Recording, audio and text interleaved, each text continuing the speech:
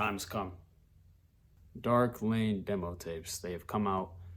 I've taken a couple days to gather my thoughts on this because I know it's not an album or even a mixtape, but it's just a bunch of Lucy's thrown together, and I don't want to critique it too harshly because I know that's not exactly what it's there for. I just want to get a couple things off before I get into actually reviewing this kind of thing.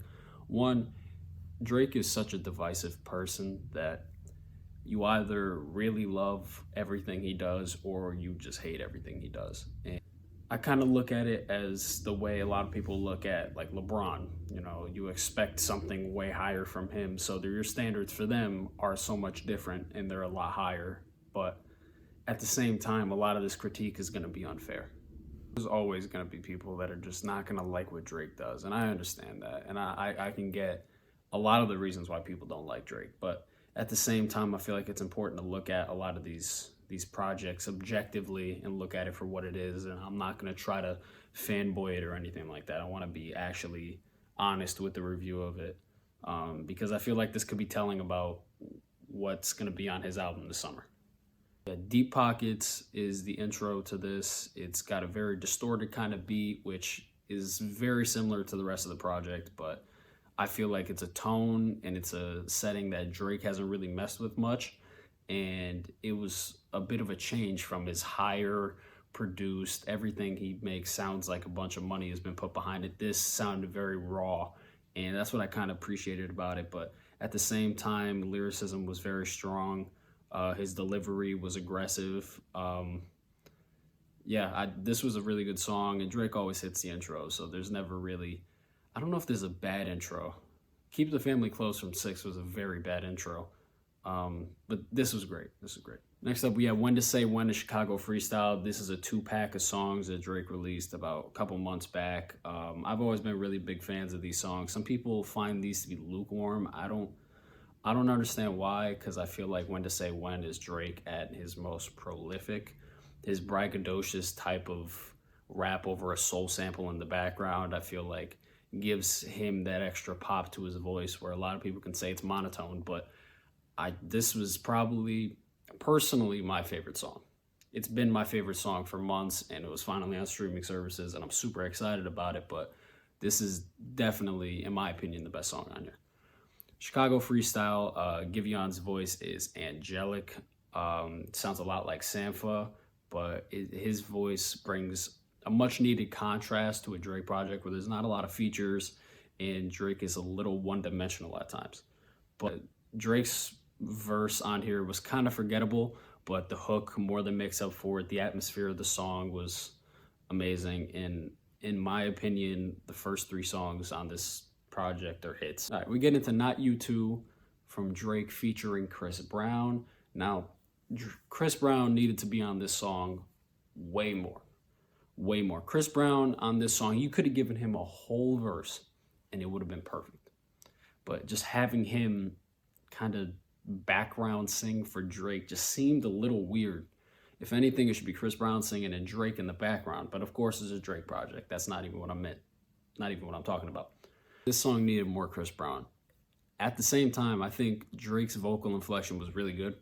I thought the intro of the song where he was kind of like, that was really good. Yeah, Drake's verse was kind of weak at the end of the song. I wasn't really a big fan of that. I thought it would have been better if he kept with the melodic tone of the song, and I think right there you could have replaced that whole verse with a Chris Brown verse, but whatever. You know, that's just me. Overall, it's a good song, and what this tells me about the next album is the fact that I think Chris Brown and Drake are going to have more of a ballad together where it's not just Chris Brown in the background and Drake kind of swooning over somebody, but it's going to be more of a proper song that'll go on his project, and that'll probably be a big hit because it's summertime.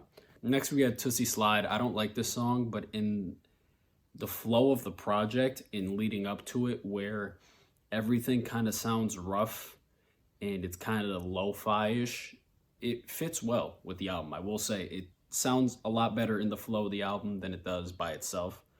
I still wouldn't play this album, or I wouldn't play the song by itself at all. But in the flow of the album, it does go well. Tootsie Slide is obviously a TikTok grab, you know, kind of a lazy attempt at it, but whatever. We have Time Flies. and I like this song, but at the same time, there's something about it that I'm just not really. I don't know. It seemed a little corny at certain parts. I just caught a shorty off of Finsta. Just put on a hoodie. It's a Crenshaw. That's corny to me. That's just corny to me. Not because I just think using the Crenshaw hoodies and using Nip is kind of like a pop refrain. Just kind of weird with me. But you know, that's neither here nor there. I thought that it was really catchy. I'm outside in the ANG, right outside. Kiki. Yeah, Kiki's back. Whoever Kiki is just must have something going on because Drake is in love with her. Overall, it's a good song, and it kind of switches halfway through to I think a better flow and a better vibe for the song. But I don't know, this song is one of the weaker ones to me on this track. The only thing that kind of keeps it up is the fact that it's super catchy, and I found myself saying that I'm outside in the ANG. Next up is Landed. This is one of my favorite parts on the entire project. The beat is infectious from the second you hear it, and Drake finds a really good pocket and a really good flow and gets his really braggadocious rap off, which is Drake at his best. He needs to keep doing that. He actually had some really good lines in this one. Wrote this with the Cartier pen. Do I sound different? I like that one a lot. Bought that girl a shovel because she gold digging. Very good one. His flow is very, very infectious, just like the beat. He matches the energy on it, which is the most important part, because if Drake kind of got on there and was kind of rapping the way he was on like Losses later on in the track, it wouldn't have been as great of a song, but he brought the energy to it, and that's a huge part of it. D4L with Future, Young Thug, and Drake. This was a highlight on the entire album. Again, infectious beat. Young Thug went first, set the tone for the entire song. I wish we got a Thug verse off this, but we don't always get what we want. Everybody was really on their A game with this song. I really wish we got a Thug verse off it, but at the same time, I think the structure of the song was a little loose, but that allowed for, you can kind of tell they were having fun. They were just kind of messing around, throwing out crazy verses. And this is definitely one of the best songs on the entire project. Then we have Pain 1993 with Playboi Carti. I knew all the corny white boys were going to skip right to this song because everyone has a strange obsession with Playboi Carti and Lil Uzi Vert. I don't know, not me. Drake did his own Playboi Carti impersonation on here, and surprisingly did this better than Playboi on his own song, which is very weird to say, but of course Drake is hopping on a very popular trend, seeing that Playboi Carti and Lil Uzi Vert and the little baby voices are super popular right now, and Drake kind of found himself in that flow, and it was super catchy. He did a really good job with it, and all Playboi Carti needed to do was do his normal shtick, and the song would have been great. I would have loved it, and his verse ruins it because he sounds like he's baby Young Thug, and sometimes he always sounds like baby Young Thug, but even more so, he had a completely different pitch to his voice, which he doesn't typically have. And I couldn't make out what he was saying. I typically can't, but even more so here, I couldn't make out what he was saying. And I don't normally put that against him because obviously he's not there for lyrical content. He's there for a certain vibe, a certain aesthetic on the song that'll improve it. But he didn't improve this song at all. He kind of made it worse. All right, next up, we have Losses. I love this track. Some people hate this track because they hate Drake's monotone voice, yada, yada, yada, whatever. This was great. He had some really good lines here. My only gripe with it, and I'll start off with the gripes because I have a lot of good things to say about it, were the last 3 bars of the song, which were as corny as possible. Like, I'm trying to get waves. This is no cap. Corny. Rappers out here stealing my style, and now we're both matching. Miami. Next up, we have From Florida with Love, and I love this song. I like the little plug. That's great. He's telling a couple stories in here. There was a story about how people were trying to shoot up his tour bus, like way back in the day. That was a story that kind of got forgotten about, but resurfaced here, and it was good to hear about that because we don't really hear Drake talk about older stuff that we want to hear him talk about, because he doesn't really mention that kind of thing. He just kind of talks about Kiki. Lil Wayne was playing unreleased stuff for him and Kobe on the bus and reminiscing on, unfortunately, Kobe passing away. So we never got to reminisce on what it was. That's what he said.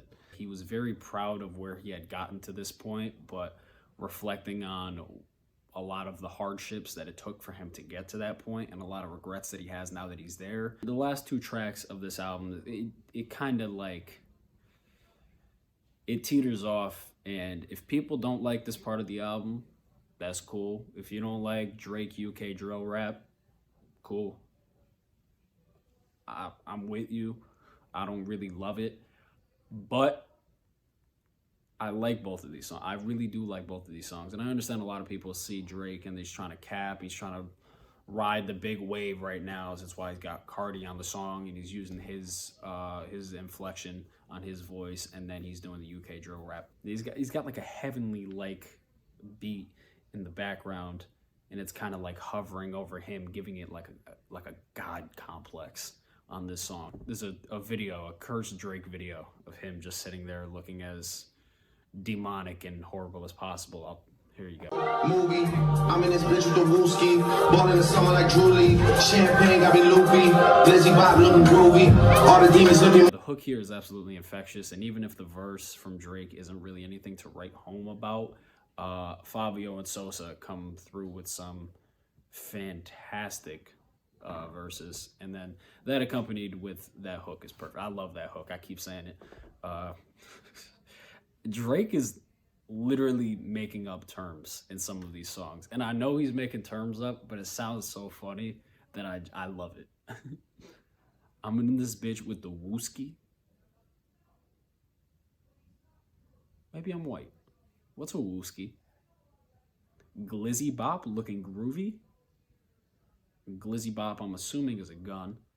Why does the gun look groovy? Demons looking moody. Yes, I know what the demons are.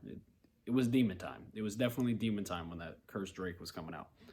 And then War came, and I didn't like War at first, and I kind of appreciated it a little more. I'm not gonna lie. I'm kind of starting to like UK Drake a little bit. I'm not from the UK. Maybe they're legitimate UK bop stuff. I don't know. But Are You Dumb or Stupid?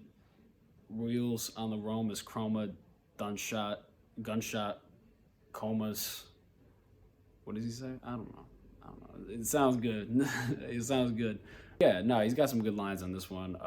You boys spend too much time on captions, not enough time on action. And that's kind of funny coming from Drake, because everyone looks at Drake for captions. So I think for him to write that off and be like, nah, you got to work. Decent look for him. A song that I didn't like by itself, but it's in the flow of the album. It's great. And I actually am starting to like the song by itself a lot more. Overall, Dark Lane demo tapes, I like it. I'm a fan of it, although you heard a lot of my pessimism towards it. What it tells me about the next album is that it's going to be a lot cleaner. It's going to sound like it's got a lot more money behind it, and it's going to be a lot of R&B stuff. I know a lot of people like R&B Drake, and that's kind of where people are at with him, because people don't look at him when he's rapping tough. You know, they don't look at him as a tough guy, so you might as well just go into the R&B. I think the vibe was consistent throughout the whole thing, and it was a vibe that we don't typically get from Drake. I'm gonna give it a 7 out of 10. I'm gonna give it a 7 out of 10 because right now I really like the songs, and I would give it an 8 because I really like it, but I don't know how it's gonna age, so I'm gonna give it a 7 because Tootsie Slide is on it. Tootsie Slide takes off 3 points. Yeah, 7 and 10. Dark Lane demo tapes. Drake, make views too.